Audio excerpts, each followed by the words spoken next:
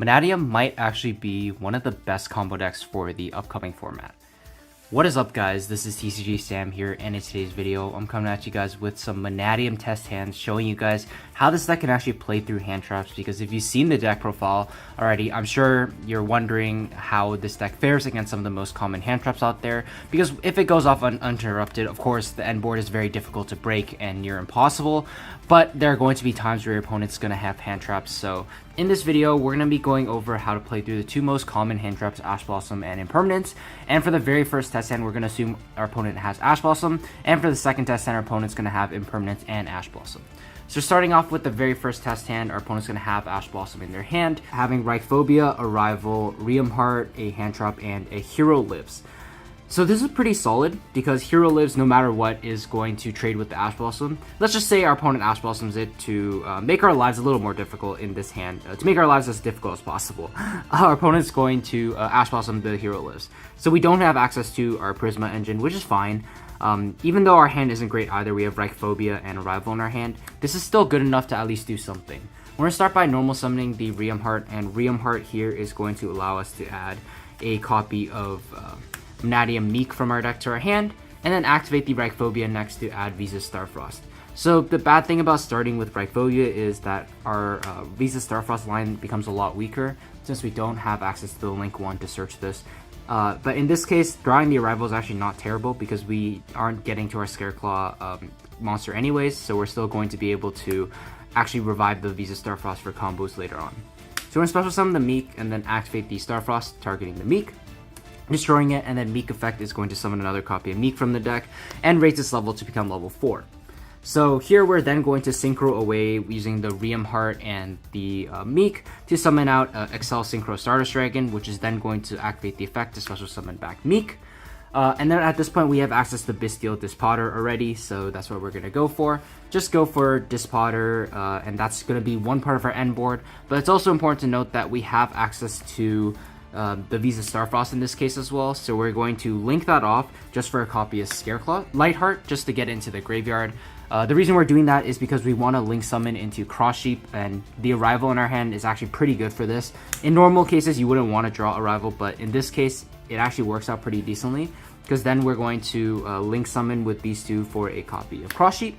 And then from here, we're going to be able to banish the Visas Starfrost as well as the Mannadium Riem Heart to summon out a copy of Vicious Astrolaud, which is then going to trigger the Cross Sheep effect to be able to summon back any level 4 lower monster from the grave. That's just going to be a copy of Mannadium Meek. Cross Sheep also gives our Bestial Dispatter 700 attack since it does point to the zone it points to. That's pretty nice, but it's not really going to matter most of the time. Because now we're just going to synchro summon for a copy of Barone. You could go for the Ice Jade Jameer Agerine if you do play it. I think Barone's a little better in this case because we want the Omni Negate because we don't know what we're playing against. And Jameer is very specifically good against certain types of matchups only, so we're just going to leave it in our extra deck this time. We're going to activate Dispotter effect to summon out Visas Starfrost from our Banish Zone, and then to finish things off, activate the Lightheart in our grave since we control Visas Starfrost to summon it to the field, and then conclude our board by linking into a copy of Appaloosa.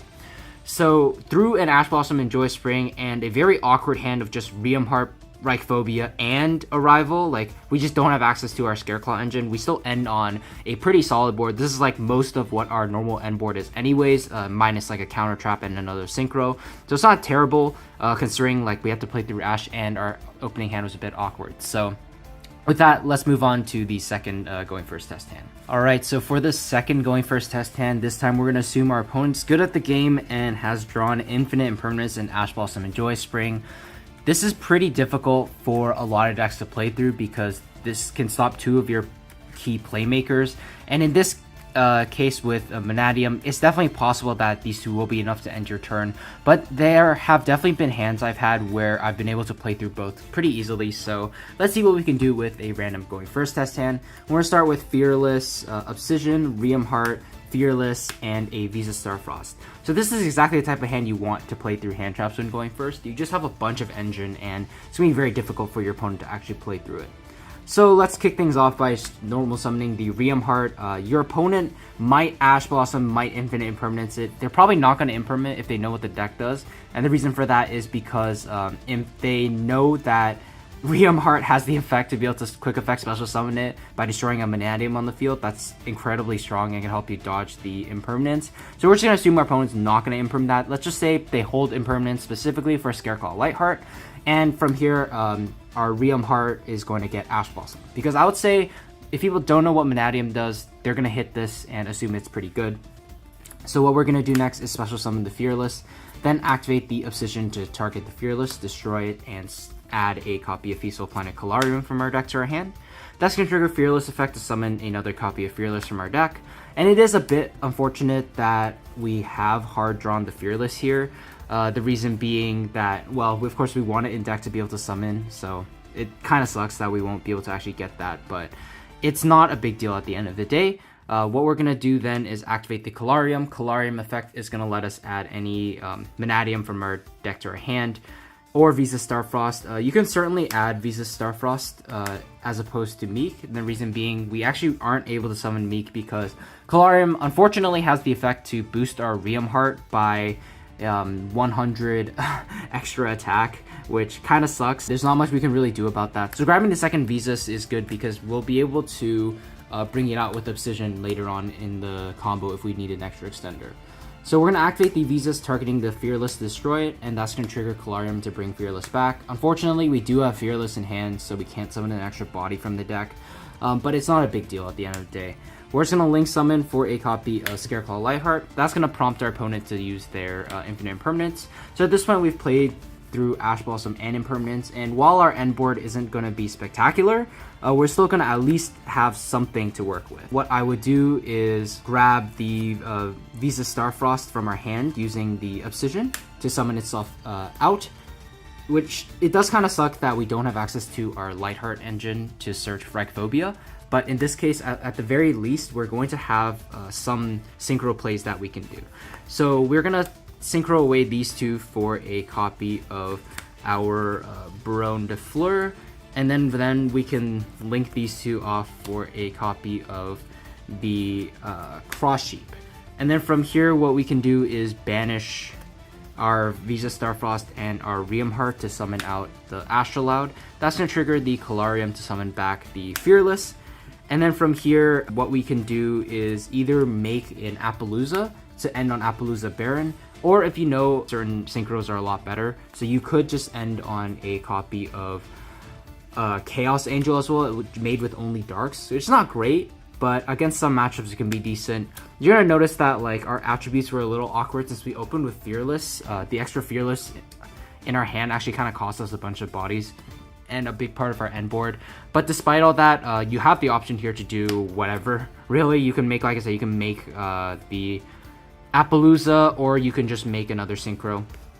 It's important to note that like you could have also done, like back when you had Visas and Riem Heart, you could have summoned a Chaos Angel and then synchroed these two now for Baronnes, which is a little bit better because Cross Sheep is going to give your Chaos Angel some extra attack. It's going to give it 700, so become at 42. And it's synchro summon using light monsters, so it makes it so your synchros are unaffected by monster effects, which is kind of the important effect anyways, because your monsters are so big, it's going to be incredibly hard to kill them by battle regardless. So I think if you end on something like this, it can be pretty solid against most decks out there, but like I mentioned, you just do have the option instead to end on Baronne plus Appaloosa if that's better in some matchups. So that's going to do it for these quick test hands. Let me know if you guys want to see more of this. This is probably a deck I'm going to be working on for most of this current format. I'm definitely going to be playing this deck post Duelist Nexus. I will be uploading stuff about this deck after Duelist Nexus comes out, both on how to beat it as well as how to play it, because I think that deck is going to be one of the most powerful decks in this new Duelist Nexus meta. But even now, you can see that we still have the ability to play through hand traps, even if our hand is kind of awkward. Like you saw in our very first test hand, we did have the Field Spell, Phobia, and Arrival, which was a little awkward because we couldn't link away the Visas to go for Phobia, considering I only play one. If you play two, yes, you could have done something differently, but just in the case you play one, you can see that we were still able to do something. And in this case, even though we had two Fearless in our hand and weren't able to summon from deck, we still end on a pretty solid board of Chaos Angel protection as well as Baronne, which can be very difficult for some decks to out. So that's going to do it for this video. Hopefully you guys enjoyed it. Once again, if you haven't seen the deck profile, be sure to check it out using the link in the description below. I did go undefeated with it, and you can see some of the tech choices that I played and explanation as to what some of these cards do. So with that being said, I just want to thank you guys so much for watching, and I'll see you guys in the next one. Take care.